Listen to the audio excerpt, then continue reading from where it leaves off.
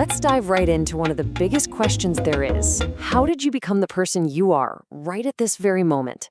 We're about to explore the incredible story of human development, the journey every single one of us takes from our very first breath.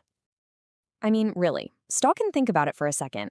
How did you go from a completely helpless infant to a complex adult with your own unique thoughts, feelings, and skills? What's the secret recipe for that transformation? Well, that's the mystery we're unpacking today. Okay, so let's start with a key definition. When psychologists talk about development, they're not just talking about getting taller.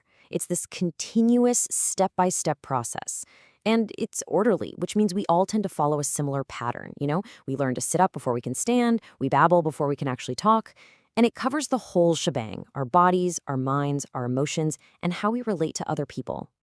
So what's driving this whole process? For, decades, the big debate was nature versus nurture. Was it all in our genes, our heredity, that kind of genetic blueprint we inherit from our parents?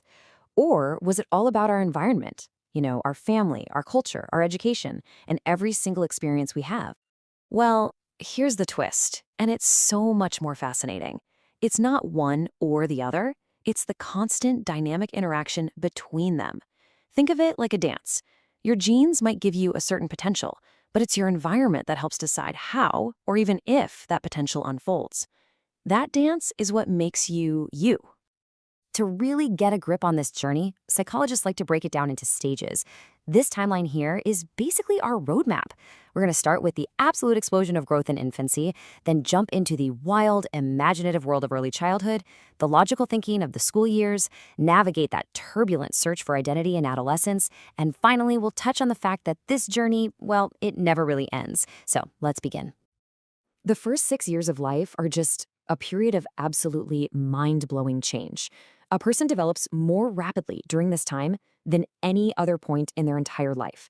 We go from being completely dependent little blobs to walking, talking, and having these rich, imaginative inner worlds. So in infancy, from birth to about age 2, a baby is basically a little scientist. The famous psychologist Jean Piaget called this the sensory motor stage, and it's just what it sounds like: sensor for senses, motor for movement.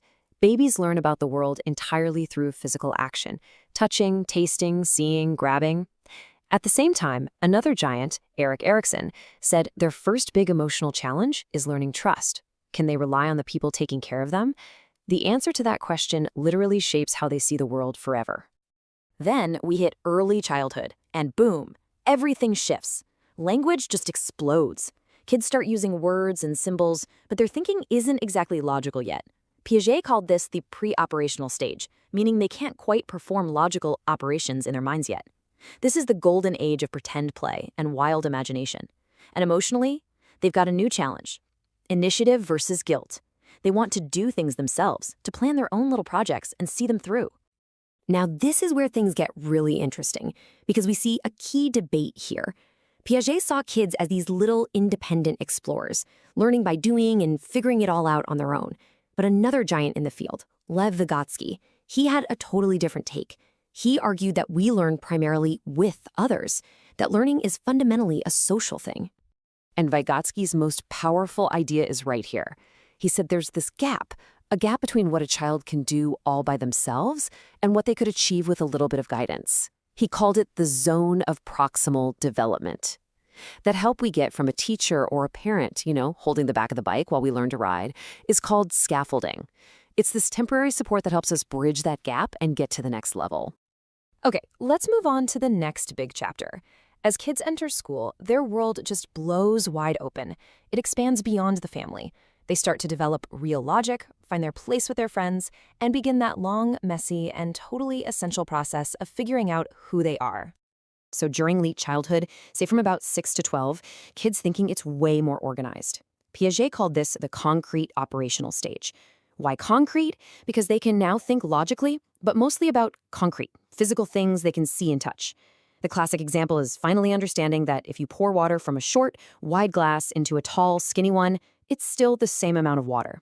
This is also when they're mastering those key real-world skills: reading, writing, and learning how to cooperate and play by the rules. And then the teenage years hit, a time of, intense emotional everything. but also this massive leap in brain power. For the first time, teenagers can think abstractly about big ideas like justice or freedom or what their own future might look like. And all of this new thinking power gets focused on one central, all-consuming question: who am I? Erik Erikson just hit the nail on the head here. He called the central crisis of the teenage years identity versus role confusion. Basically, the main job of an adolescent is to figure out their beliefs, their values, their path, to try on different hats and build a stable, solid sense of self.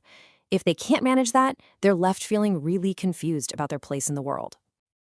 And right alongside this identity search, our moral compass is developing too. Lawrence Kohlberg laid out these 3 basic levels. At first, when we're little, right and wrong is all about avoiding punishment or getting a reward. Pretty simple.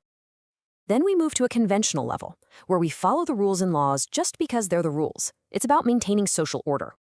But some people, Kohlberg argued, eventually get to a post-conventional level, where they're guided by their own internal, universal ethical principles, even if that means questioning the rules. Now, it might seem like the story kind of wraps up once you graduate high school, but that couldn't be further from the truth. Development doesn't just stop at 18. The story of who we are becoming is a lifelong epic. Right. Adulthood isn't just one long, flat road. It brings its own series of developmental hurdles and tasks. Erikson, for instance, talked about how young adults face the challenge of finding real intimacy, and middle-aged adults focus on generativity, giving back to the next generation. And in later life, the task is to look back with a sense of integrity. The point is, we are always in some way becoming. We never stop. And to really appreciate the whole story, let's zoom back out to something fundamental. Think about language for a second. How does every single kid learn such an incredibly complex system so easily? The linguist Noam Chomsky came up with this revolutionary idea that our brains actually come pre-wired for it, with what he called a language acquisition device. It's this amazing reminder of that original dance between nature and nurture. Some parts of our development are just built right into our biology, waiting for the world to switch them on. So what's the big takeaway here? Why does any of this matter?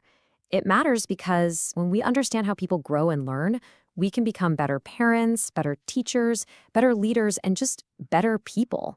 We can create environments that actually support healthy growth and help the next generation reach their absolute fullest potential, physically, mentally, and emotionally. And that really leaves us with one final thought to chew on. Now that we've kind of mapped out this incredible journey from birth to adulthood, the real question isn't about the past, it's about the future.